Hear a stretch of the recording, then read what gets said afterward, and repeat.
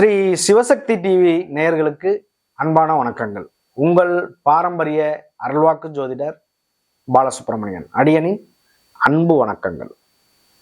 என்றும் குருவழியில் குருவை நேசிப்போம், குருவை போற்றுவோம். நம்ம தொடர்ச்சியா வீடியோ போட்டுக்கிட்டு இருக்கோம். இப்போ இடைப்பட்ட காலத்துல பாத்தீங்க அப்படின்னா கொஞ்ச நாள் வீடியோ பெண்டிங் ஆயிடுச்சு. இனிமேல் நம்மளுடைய வீடியோ எல்லாமே பாத்தீங்க அப்படின்னா தொடர்ச்சியா வரும், பாருங்க. இப்ப நம்ம பார்க்கக்கூடிய விஷயம் அப்படிங்கிறது பாத்தீங்க அப்படின்னா சனி பகவானுடைய வக்ர பயிற்சி. இந்த சனி வக்ர பயிற்சி அப்படிங்கிறதுனா என்ன, ஒரு கிரகம் நார்மலான நிலையில இருந்தா என்ன பலனை கொடுக்கும், ஒரு கிரகம் வக்ரம் பெறும் பொழுது என்ன பலனை கொடுக்கும். அப்ப இந்த சனி பகவானை பார்த்து பயப்படாத ஒரு நபரே கிடையாது.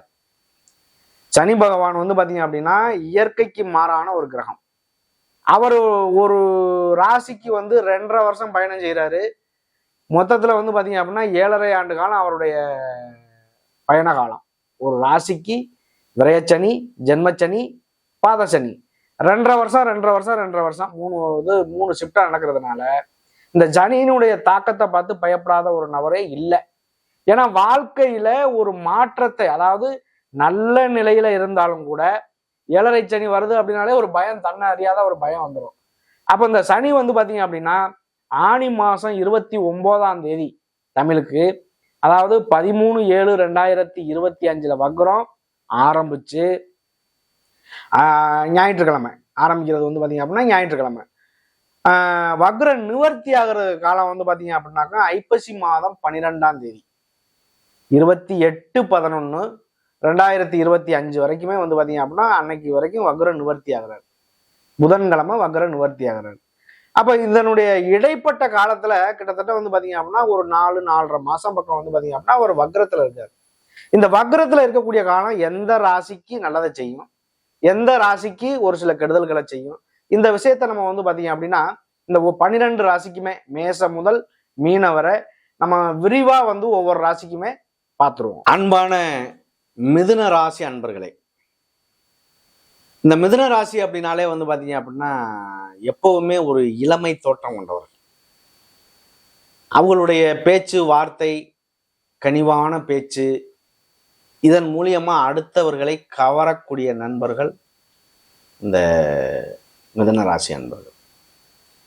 மிதுனம் அப்படின்னாலே பாத்தீங்க அப்படின்னா புதன் தானே அவருடைய ராசிநாதன். அவங்க பாருங்க ஒரு இரட்டைத்தன்மை இருப்பாங்க. அவங்க ரெண்டாவது பாத்தீங்க அப்படின்னா அவங்கள்ட்ட எந்த ஒரு ரகசியமும் பேச முடியாது, அதை அடுத்தவங்கள்ட்ட சொல்லிடுவாங்க. அவங்கள்ட்ட இருந்து ஒரு சில உண்மைகளையும் வாங்க முடியாது, அப்படிப்பட்ட நபராகவும் இருப்பாங்க.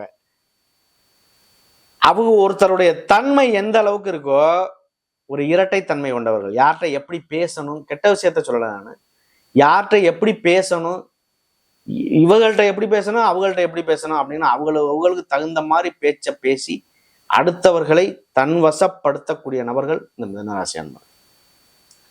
உங்களுக்கு பாத்தீங்க அப்படின்னா இந்த மிதுனராசிக்கு இந்த 7ஆம் அதிபதி குரு பகவான், 10ஆம் அதிபதி குரு பகவான். அவர் பாத்தீங்க அப்படின்னா இன்னைக்கு ஜென்ம குருவா இருக்கார். 7க்கும் 10க்கும் உள்ள அதிபதி. உங்களுடைய வாழ்க்கையில இது ஒரு நல்ல ஒரு அமைப்புக்குள்ள உள்ள ஒரு காலகட்டம். உங்களுடைய 8ஆம் இடத்துக்கும் 9ஆம் இடத்துக்கும் உள்ள அதிபதி பாத்தீங்க அப்படின்னா சனி பகவான். அவர் 10ஆம் இடமான தொழில் ஸ்தானத்துல பாத்தீங்க அப்படின்னா வக்ரமா இருக்காரு.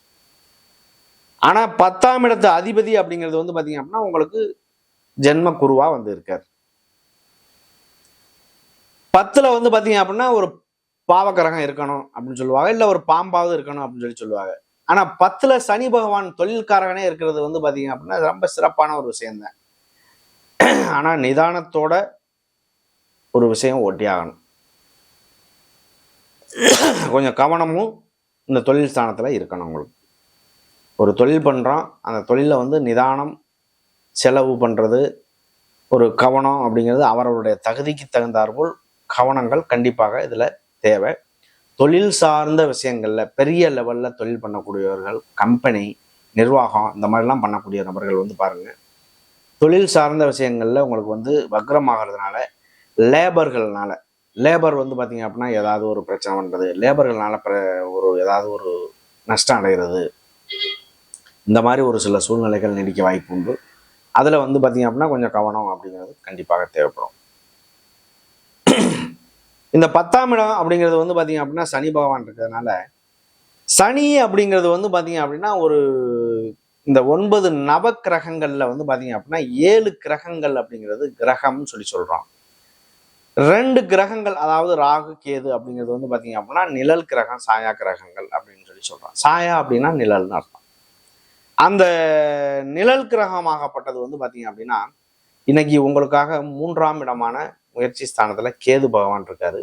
அந்த முயற்சியை தடை தாமதம் பண்ணக்கூடிய அளவுக்கு கூட அவருக்கு தகுதி உண்டு. மனசை மாற்றக்கூடியவர்.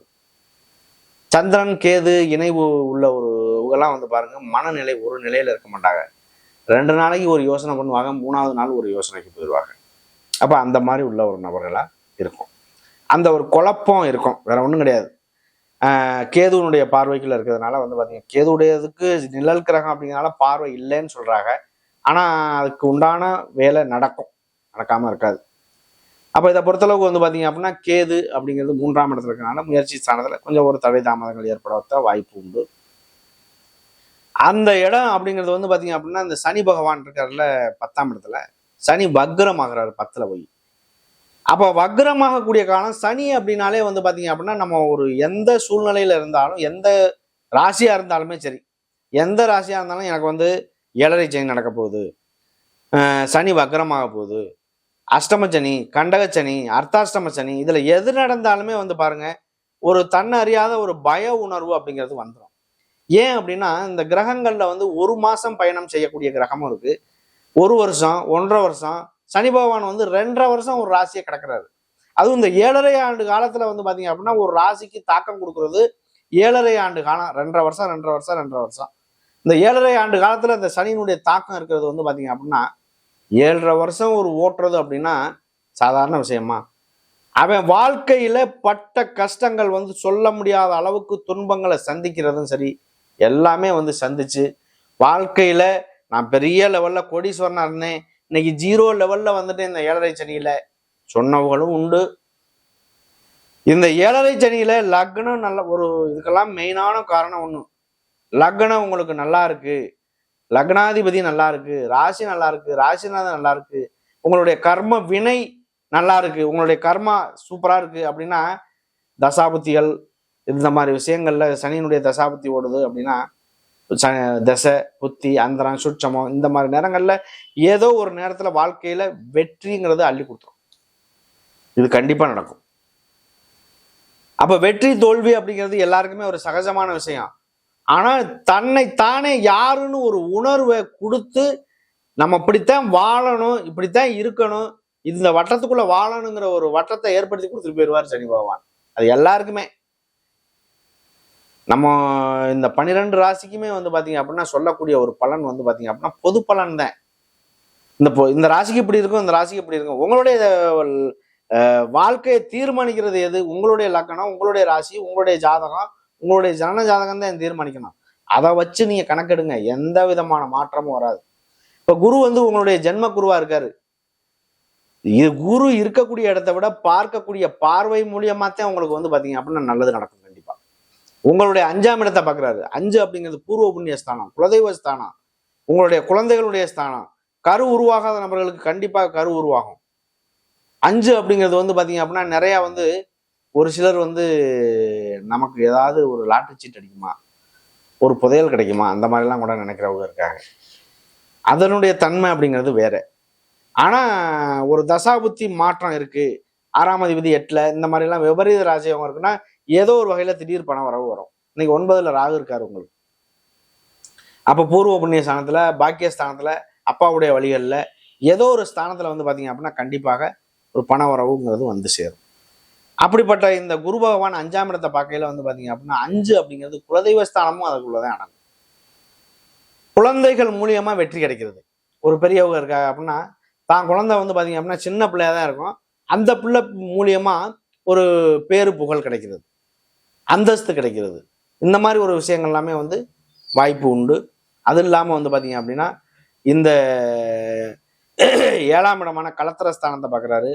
திருமணம் சார்ந்த விஷயங்கள், மறுமணம் சார்ந்த விஷயங்கள், காதல் திருமணங்கள் கைகூடுறது, இந்த மாதிரி விஷயங்கள்லாம் ஓரளவுக்கு கை கொடுக்க வாய்ப்பு உண்டு. இந்த 7ஆம் இடம் அப்படிங்கிறதுனால 7ஆம் இடத்து அதிபதியே லக்னத்தில் இருக்காரு. நிறைய பேருக்கு வந்து பாருங்க, பொண்ணு கிடைக்கல, மாப்பிள்ளை கிடைக்கல, இந்த மாதிரிலாம் சொல்லிட்டு இருப்பாரு. எந்த பொண்ணு வந்து பார்த்துட்டு போனோமோ, எந்த மாப்பிள்ளையை போய் பார்த்துட்டு போனோமோ, அவங்களே வந்து பார்த்தீங்க அப்படின்னா இந்த 7ஆம் அதிபதி லக்னத்துக்கு வந்திருக்கையில வந்து பாருங்க, அதுவே திருப்பி அமைஞ்சிடும். சொந்தத்தில் வேண்டாம்னு சொல்லியிருப்போம், சொந்தத்தில் அமைஞ்சிடும். தெரிஞ்ச மாப்பிள்ளை தான் வரும், தெரிஞ்ச பொண்ணு தான் வரும், அந்த மாதிரி ஒரு சூழ்நிலைகள் அமையும். அப்போ இதெல்லாம் வந்து 7ஆம் அதிபதி கண்டிப்பாக உங்களுடைய ஜென்ம குருவா இருக்கும்போது அதுல எந்த விதமான மாற்றம் இல்லாமல் இந்த மாதிரி சூழ்நிலைகள் அமைஞ்சே தீரும். அதுல ஒன்றும் குறைபாடு இருக்காது. உங்களுடைய 9ஆம் இடம், 9ங்கிறது பாக்கியஸ்தானம், அப்பாவுடைய ஸ்தானம். இதெல்லாம் வந்து பாருங்களேன், நான் அப்பாவுடைய சொத்து இருந்துச்சு, அப்பாவுடைய சொத்து அப்படிங்கிறது வந்து பார்த்தீங்க அப்படின்னா பிரிவினைகள் பண்ணணும், காசு பணம் வேணும் அப்படிங்கிறதெல்லாம் வந்து பாருங்க, ஒரு சில குழப்படிகளில் இருந்த ஒரு விஷயங்கள்லாம் ஒரு நல்ல நிலைமைக்கு வரக்கூடிய ஒரு காலகட்டமாக அமையும். இது குருவினுடைய பார்வை, சனியினுடைய தாக்கம் எல்லாமே இதுக்குள்ள அமையும். இதுல வந்து முதல் நட்சத்திரம் அப்படிங்கிறது வந்து மிருகசீரிஷ நட்சத்திரம். 2 பாதங்கள், 3ஆம் பாதம் 4ஆம் பாதம், இந்த 2 பாதங்கள் வரும். 1ஆம் பாதம் 2ஆம் பாதம் ரிஷபராசிக்கு போயிடும். அப்போ இந்த 2 பாதங்கள் இருக்கக்கூடிய இந்த மிருகசீரிஷ நட்சத்திரம் வந்து பார்த்தீங்க அப்படின்னா கண்டிப்பா வந்து பார்த்தீங்க அப்படின்னா செவ்வாய் உங்களுக்கு 2ஆம் இடமான வாக்குஸ்தானத்துல நீசம் பெற்றிருந்தாரு. கண்டிப்பாக உங்களுடைய குழந்தைகள் வருங்க படிப்புல ஒரு மந்த சூழ்நிலை நினைச்சிருக்கோம் ஒரு 5-6 மாசமாவே. அதுக்கு வந்து தொழிலில் இடம் சம்பந்தமா, நான் ரியல் எஸ்டேட் பண்ணேன், அந்த ரியல் எஸ்டேட்ல வந்து எனக்கு நஷ்டம், ரியல் எஸ்டேட்ல எனக்கு நல்லது நடக்குமா, பணம் கிடைக்குமா, அந்த பிளாட் வாங்கினே விற்கவே முடியலை, இப்படி சொல்லவுகள்லாம் வந்து பாருங்க, இந்த மாதிரி நேரமாக தான் இருக்கும். இனி உங்களுக்கு ஒரு நல்ல மாற்றங்கள் இருக்க வாய்ப்பு உண்டு. மிருகசீரிஷ நட்சத்திரத்துக்கு திருவாதிரை நட்சத்திரம். திருவாதிரை அப்படிங்கிறது வந்து பார்த்தீங்க அப்படின்னா ராகுடைய நட்சத்திரம்.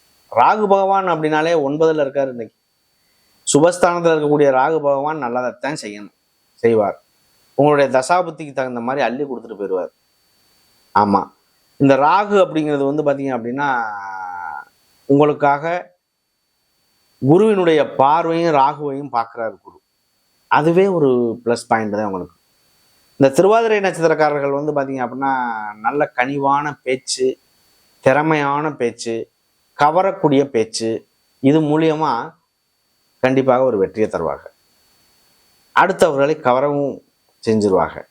அப்போ இந்த திருவாதிரை நட்சத்திரத்துக்கு இந்த சனி வக்ர பயிற்சியானது ஓரளவுக்கு நல்ல மாற்றங்கள் இருக்குது, பயப்பட வேண்டியதில்லை. புனர்பூச நட்சத்திரம், புனர்பூச நட்சத்திரத்தை சொல்ல வேண்டியதே இல்லை.